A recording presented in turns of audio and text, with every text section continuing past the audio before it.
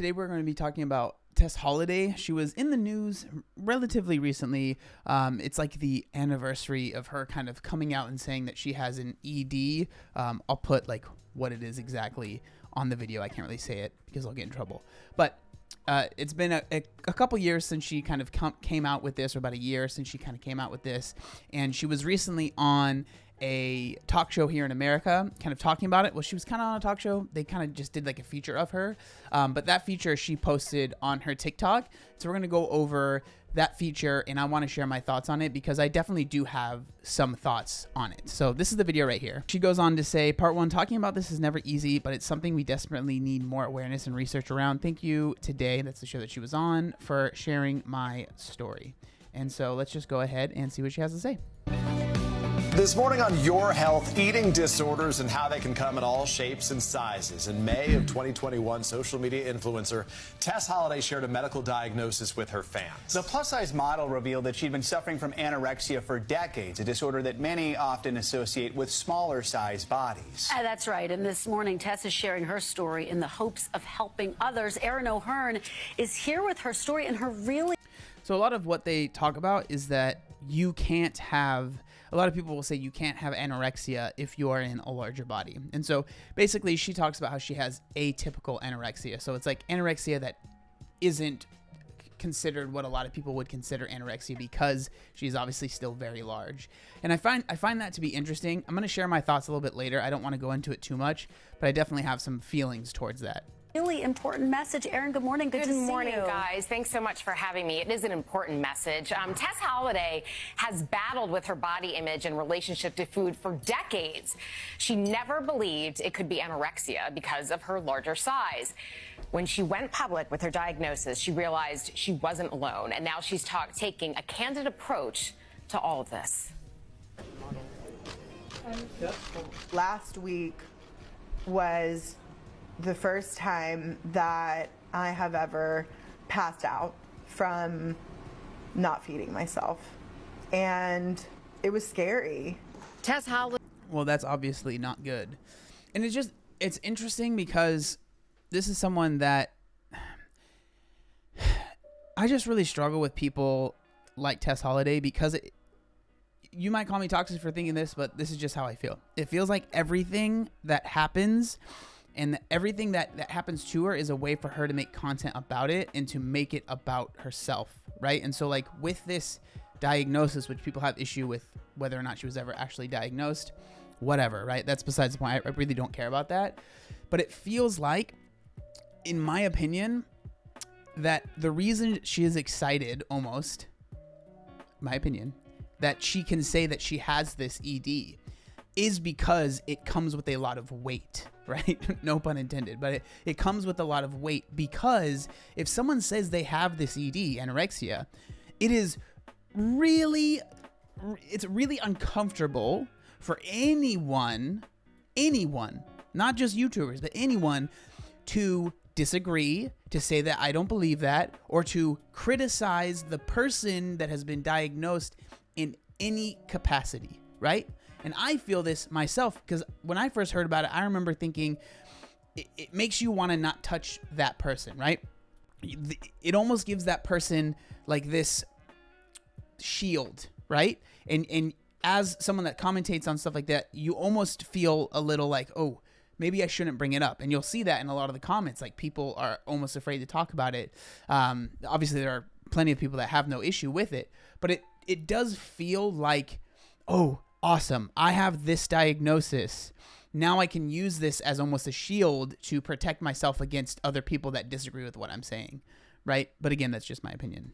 Holliday is brutally honest about having setbacks. The 37-year-old has had many in the years since she was diagnosed with atypical anorexia nervosa, an eating disorder that shares all the same symptoms as anorexia, except extreme thinness. When her therapist implored her to...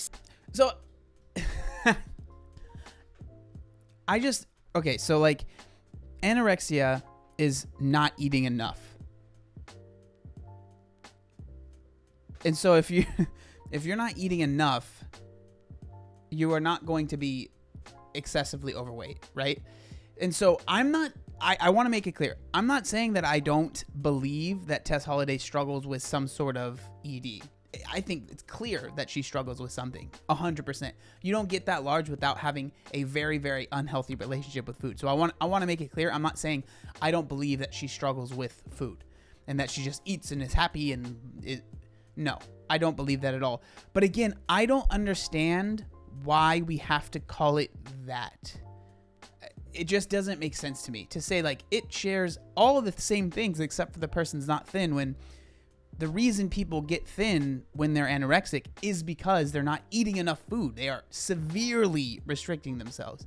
And so I just don't understand, in my opinion, why we have to call it that and not something else.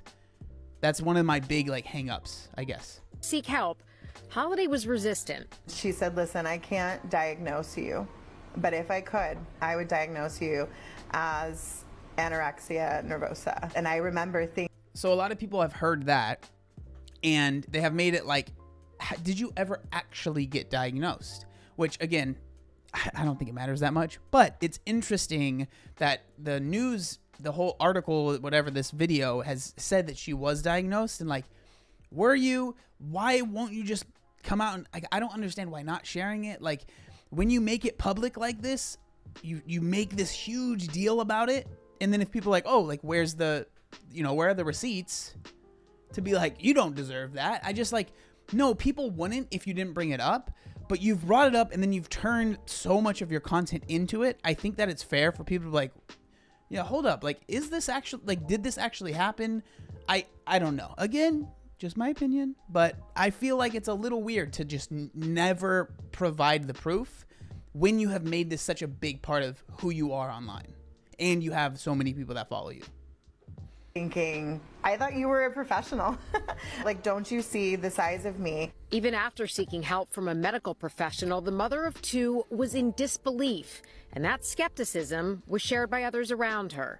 When Holliday shared the news with her millions of followers, the backlash was instantaneous. Do you feel like people who have what we've come to know as anorexia, or what we believe is anorexia, doubt the diagnosis? Well, there are definitely people out there that are, the internet is a dark place. There are a lot of people that feel offended that I would even suggest that I'm fat.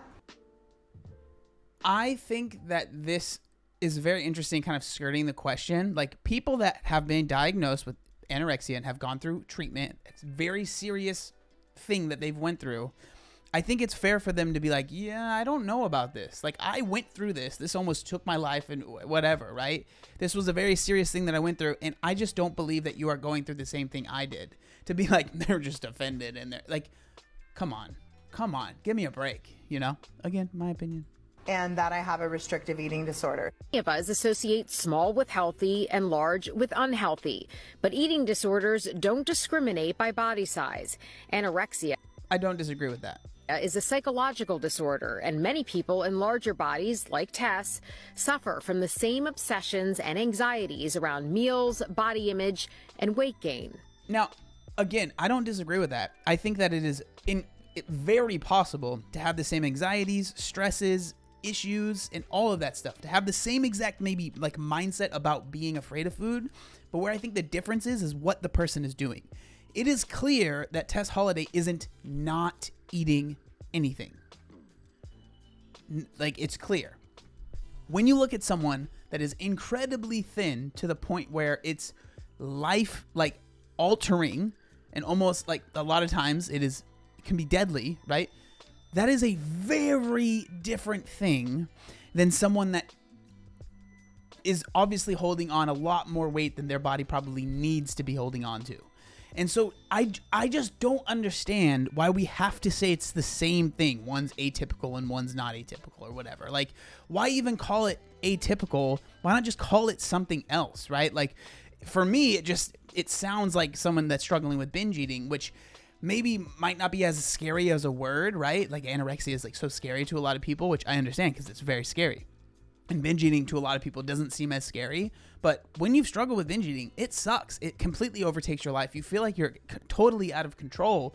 And so I don't know. I don't see why we have to like call it that certain thing. It just feels unnecessary. Like it feels like a word that is too powerful, that is being used for something that I feel like could just be called something else. I don't know if that makes sense, but we can't possibly know what kind of eating disorder someone has by the size of their body. Dr. Sam DeCaro of the Renfrew Center says the vast majority of people suffering from eating disorders don't look sick or underweight. I think there's a misconception that if you have fat on your body, that somehow you will be protected from the medical issues of starving yourself. She says all patients with eating disorders, including atypical, are at risk of high blood pressure, irregular menstruation, and cardiac and cognitive issues. When people look at larger bodied individuals, they see us as less than, and we're not less than. Holliday is thankful she found the resources she needed to get help and urges others to do the same. Health is not a moral compass. I am a fantastic mother. I'm great at my job. I'm loving and kind and compassionate and funny. I'm so many things other than my size. Again, like, it just feels like these things are inserted that aren't necessary. Like, I don't know. I don't understand why that needs to be brought up, right? Talking about I'm funny and I'm this and I'm that. It's like, yeah, but that's not like what you are focusing on, and what you are talking about here is this diagnosis that it's clear a lot of people maybe don't agree with. And so if you're saying I'm more than this, then why are we talking about this specific thing? Like, you talk about your weight constantly, right? It's brought up constantly. It's something that is always a part of the conversation. So if it's not important and you don't want to talk about it, then just don't talk about it. Again, my opinion though. And she is funny, and you have to give her credit for being Thanks. I appreciate it. so open about something that really can be so painful. And the new year is a triggering time for Tess and many others struggling with eating disorders. There is so much cultural pressure on diet, exercise, and weight loss, especially in January, which is okay as long as your approach embraces wellness, not a particular body type. And Tess did make a great point, guys. She said, when people are talking about getting healthy for the new year, mental health is far too overlooked. Yeah, such an... Wow. That is, I've never heard that before. What a novel concept being brought up. I just love newscasters. They're like, the most simple thing. They're like, this amazing point was brought up that I've never heard of in my entire life. It's like, really, you've never heard people talk about that? Okay, alrighty. An important point, and I think that you captured just how complicated this is and how isolating for her. Yeah, and there's so many stigmas with eating disorders, and you wouldn't go up to somebody and say, well, you don't look depressed, or you don't, look like you have anxiety. I mean, people do that, but okay. The same thing. It's a psychological disorder. That's why I love that she says, I'm so many things besides right.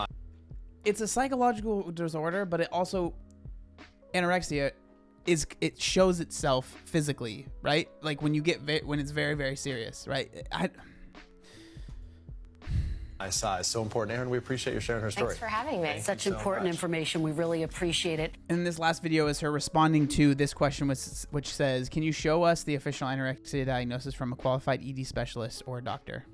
I get this comment a lot anytime I publicly talk about my ED, and you don't have to believe me, but do you really think that the medical community and nutritionists and all of the experts that they interview when they also interview me that agree with me, do you think that they're all lying? So just No, I wouldn't say that they're all lying. I would say that it would be very uncomfortable for them to be on like live TV and say, oh, by the way, did you, what was the official diagnosis? Like, they're not going to do that. They're there. They're obviously probably very happy to be on TV, right? Because they're getting exposure, and so they're going to do their best to be like on their best behavior. And when you're on TV and you're like, it's clear when you're on someone's side, and so if they're like clearly there to like bolster your argument, of course they're not going to try and challenge what you're saying. They're just gonna try and make what you're saying look as good as possible. And so I don't know. I feel like this argument is kind of pointless. Just remember how absolutely batshit crazy you sound saying this, because I'm right, you're wrong.